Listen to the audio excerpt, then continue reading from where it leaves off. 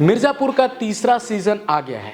लंबे समय से फैंस को इसका इंतजार था, लेकिन क्या फैंस को इस सीरीज से जो उम्मीदें थीं उस पर यह सीरीज खरी उतरती है? क्या कुछ नया है इस बार मिर्जापुर में? क्या रह गई है कमियां?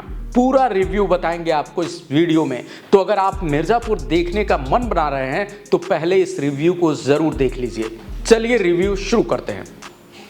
मिर्जापुर के तीसरे सीजन की कहानी से दर्शक बेहद निराश होंगे। इस शानदार वेब सीरीज ने जिस तरीके से अपना भौकाल बनाया था, वो भौकाल ऐसा फुस होता है कि किसी ने सोचा भी नहीं होगा कि इस वेब सीरीज का हश्र ऐसा होगा। मुन्ना भैया के अंतिम संस्कार से तीसरा सीजन शुरू होता है, लेकिन जो माहौल क्रिएट होना चाहिए था और जो जादू किरदारों ने पहले 2 एपिसोड में दिखाए थे, इस बार सब कुछ धरा का धरा रह जाता है और दर्शक अंत में खुद को छला हुआ महसूस करता है। क्यों करता है ये अब हम आपको बताएंगे। देखिए, गोलू और गुड्डू कुछ हद तक इस सीरीज में जान फूंकने की कोशिश करते हैं, लेकिन लचर कहानी ने सबकी नैया डुबो दी है। सबसे बड़ा झटका तो पंकज त्रिपाठी के लिए है। ये उनके करियर को भी कहीं ना कहीं विराम लगाते हुए दिख रहा है, क्योंकि इससे पहले आई उनकी फिल्म मैं अटल हूँ फ्लॉप रही थी।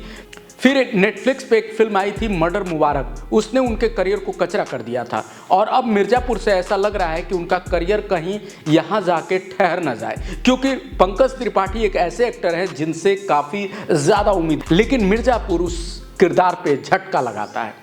इस सीरीज को देख के ऐसा लग रहा है जैसे मेकर्स ने महिला किरदारों के नाम कर दिया हो। मुख्यमंत्री बनी माधुरी यादव फिर से सफ़ेद साड़ी में ज़रूर दिखती हैं, लेकिन वो चार्म गायब है।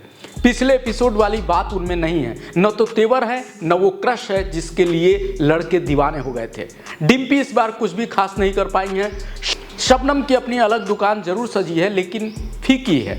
पुलिस अफसर को मारने के बाद पांडे जी ने अदालत में सरेंडर कर दिया है, लेकिन कुल मिला के ऐसा लगता है कि लेखक अपूर्वाधर कहानी को धार देना तो चाहते थे, लेकिन मेकर्स इसके लिए तैयार नहीं थे।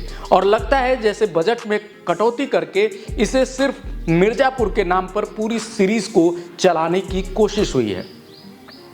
श्वेता त्रिपाठी, रसिका दुग्गल, इनसे काफ़ी उम्मीदें थीं, लेकिन ये भी निराश करती हैं। कुल मिलाकर अगर इस सीरीज की बात करें तो तकनीकी तौर पे ये सीरीज बेहद ही कमजोर साबित होती दिख रही है।